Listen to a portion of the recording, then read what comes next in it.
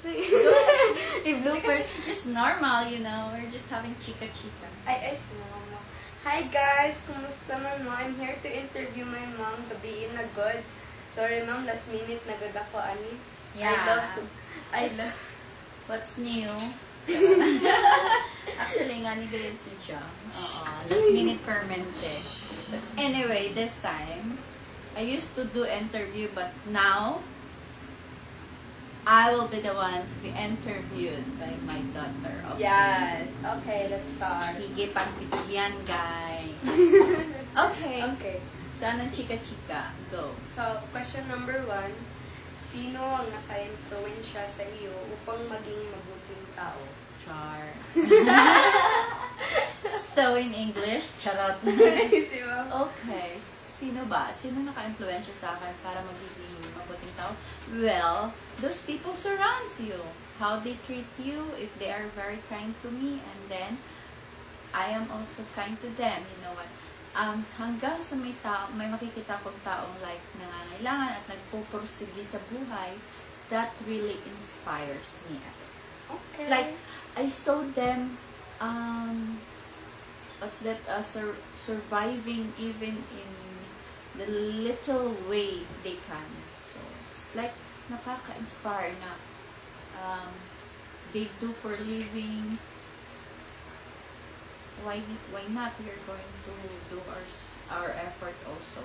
I'm very inspired by those people na lumalaban sa buhay. Kaya, nagiging mabuting tao ako. Amazing. Yes. Okay. And we should be kind. Amazing. So inspirational. That's genuine. Charot. I'm genuine. Amazing. Go. Okay. Next question. Next. Paano mo hinaharap ang mga hamon sa buhay? Sino ba humahamon? Okay, so paano ko hinaharap ang mga hamon sa buhay? First, you have to persevere. As always, di ba?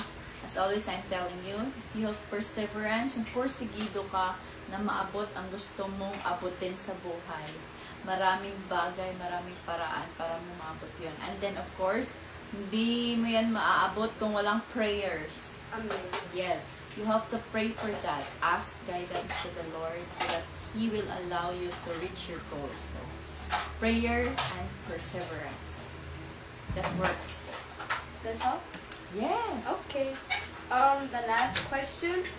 Ano ang pinakamahalagang virtud para sa iyo at bakit? Burton. Ano ba? It's like, you know what, in other sense, Bertod, ano ba sikrito? Ganon. The very important thing we should have in life is that be kind and be productive. Yan. Be kind because when you give kindness, it will be back to you.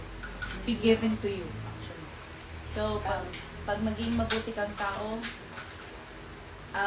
people surrounds you, hindi mo alam na may mga pinagdadaanan sila sa buhay, araw-araw. So, dapat magiging mabuti tayo towards them para magiging rason tayo para magiging inspired sila, magiging rason tayo para babangon sila, lumalakad sila sa buhay.